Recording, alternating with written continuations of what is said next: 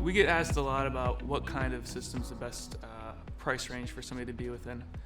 The first tier is going to be somewhere around 16 slice.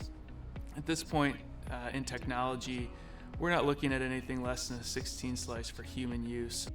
So 16 slice to some lower end 64 slices could be that entry level tier, and that should be sufficient for most imaging centers. The biggest benefit to the entry level, obviously the price, but not necessarily the acquisition costs, is actually the cost of ownership and the cost of service long term.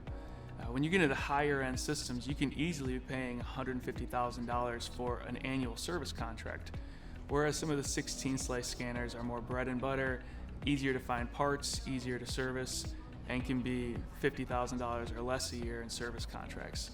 So over the cost of 10 years of ownership, it's a huge difference there. So the right buyer for an entry-level system is probably going to be a local imaging center, maybe a rural hospital, who just wants to be able to do basic studies, not doing a lot of cardiac studies. The next tier up would be 64 slice. That's going to be the minimum you're going to need for cardiac studies and some lung studies as well.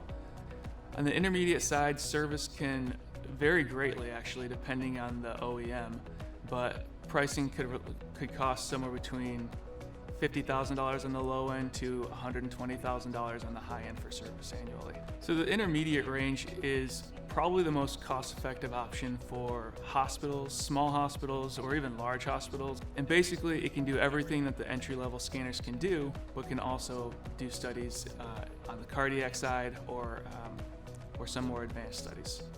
And then depending on how much cardiac you're going to be doing, you might want to move into the higher tiers, which would be the premium systems.